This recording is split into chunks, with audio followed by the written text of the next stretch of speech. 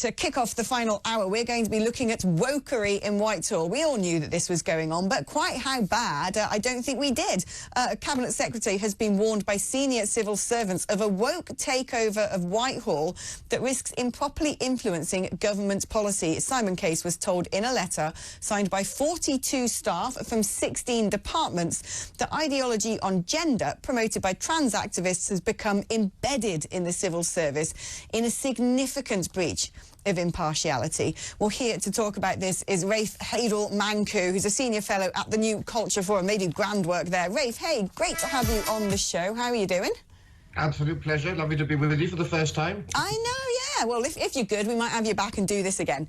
I mean, we all know that the civil service is basically a hotbed of pretty left-wing and liberal viewpoints. But what's being said in this letter, and, you know, when people are motivated to actually have to write to the Cabinet Secretary, Simon Case, and say, we're worried, actually, that this has become so intrinsic to groupthink in the civil service, this could start affecting government policy or the application of government policy, then we've got a problem, don't we? We do. Well, it's institutional capture. You know, over the course of the last 26 years since the election of New Labour in '97, we've had a long march through all of our institutions, be it everything from the British Museum and the British Library to our armed forces, even to our increasingly woke corporations. Half of that period, 13 years, has been under an allegedly conservative government. You know, we used to boast quite rightly that we had the Rolls Royce of civil services. These days, I think it's much closer to being a Robin Reliant. What these revelations actually confirm is what we've always known, of course, that the Whitehall is working against the government's agenda, that the employees who are there to put government policy into action don't actually believe what they are being asked to put forward to, and in fact that they're trying to thwart it. And this comes, of course, remember, this comes just after it was revealed that the Foreign Office's top civil servant revealed to his staff that he voted for Remain, a revelation that was completely without precedent and a complete breach of impartiality. It comes just after the civil servant in charge of asylum policy and implementing asylum policy left the job to work at Amnesty International, which favours open-door asylum policies, and where you have Sue Gray, former permanent secretary of the cabinet, now working for the Labour Party. So I think, you know, everyone should actually realise that the Prime Minister and the cabinet secretary must act on this reporting in the Telegraph and the other cases I've cited, because impartiality in the civil service is the cornerstone of what we love about it.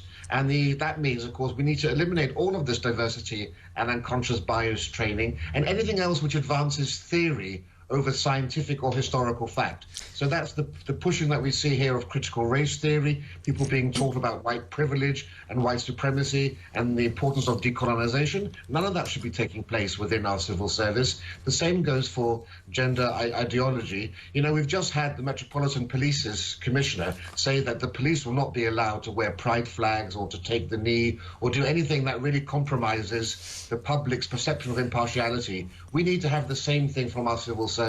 The police and the civil service must both be seen to be impartial and to act without fear or favour. You know, one criticism that often comes from people who, well, let's just call them woketrons, let's call them what they are, when we talk about these issues, is they say, well, this is the culture wars that the right themselves are coming up with. They're just little things. All we're saying is that trans people should be treated fairly and all the rest of it, and it's the right using this to try and shore up support and inventing things. But one document aimed at educating civil servants said part of gender transition is living in the gender with which a person identifies. This includes using the facilities they feel are right to them, such as toilets and changing. Basically what this is saying is that if you're a man and you say, man, I feel like a woman, you can use female toilets. And the problem with this, and I've said this time and again, if you leave your front door open, right, if I left my front door in central London open for a couple of days, I'm pretty certain that some sort of horrible person will come in and do something horrible in my house. They'll probably nick my telly and Lord knows what. You just don't do it, do you? Because opportunists are out there. That is not to say that, you know, 90% of people who live near me or, you know, walking around near me in central London are burglars and robbers. They're probably not. They're probably really decent people. If you have a policy where any man can say, I identify as a woman, and come into female spaces, very delicate female spaces, be they toilets or changing rooms, you're going to get perverts, right? And so this is, I think, what you're saying about, you know, when it comes to this, it's not about feeling, it's not about trendy, you know, opinions and, you know, hashtags on Twitter. It's about science and it's about fact. And when it comes to policy making, we cannot allow this stuff to just creep in. That's right, and it's also about not going along with the law, because the law actually allows for single-sex spaces to be protected. And so here you have the civil service actually implementing or forwarding on policy which runs contrary to what the law says. But you're quite right. This goes beyond. Look, I'm very much in favour of being absolutely accommodating and accepting of trans people in our lives, but within, of course, the bounds of reason. A lot of this, of course, all starts through HR departments. It's been the HR departments of our civil service departments, of our increasingly woke corporations, of our armed forces that have been the back door through which a lot of this ideology has come in. So as we've seen the rise of HR in public life, we're seeing the rise of this. And the problem is, huge segments of the civil service disagree vehemently with this, as you also find within the armed forces, as you will find in corporations. But they are being bullied into silence. And that's the problem. The Equalities Act permits and allows people to express the views that you've just read out about, having access to toilets and so forth. But it also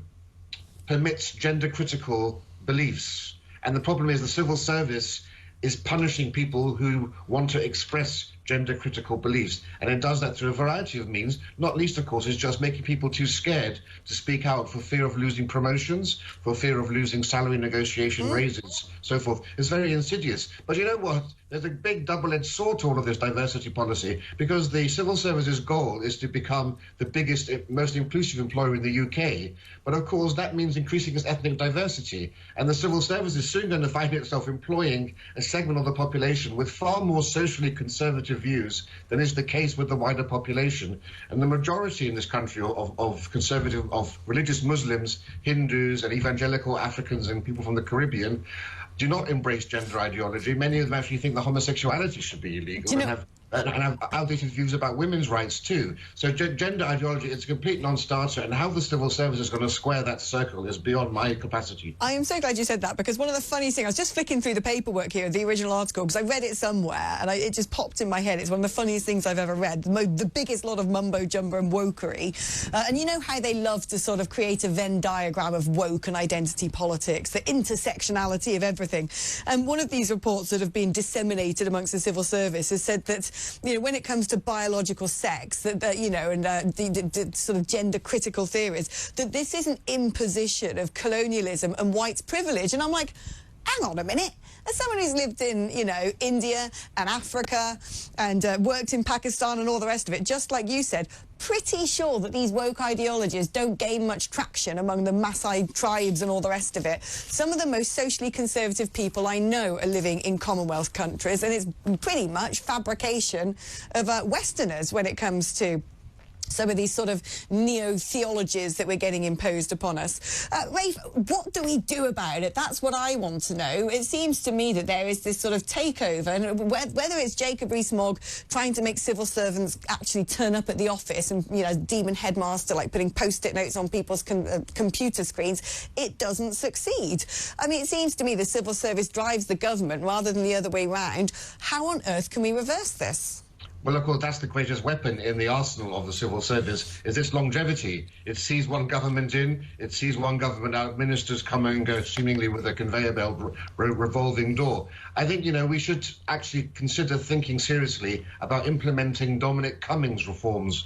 Love him or loathe him, Dominic Cummings understood the issues at play here, from the BBC to the Red Wall to the civil service. And he wanted to have a whole-scale reform, essentially bringing about an end to the permanent civil service in many ways, ensuring that government policy advisors would actually be parachuted directly into civil service departments to ensure that government policy is enacted. That doesn't happen right now. You have permanent secretaries, people like the cabinet secretary, who basically are all things to all people. That position needs to be split asunder because there are too much influence and too much power in one person. The advertising of jobs, they're supposed to be advertising all positions openly on the internet, but a huge number of positions are actually advertised internally too often.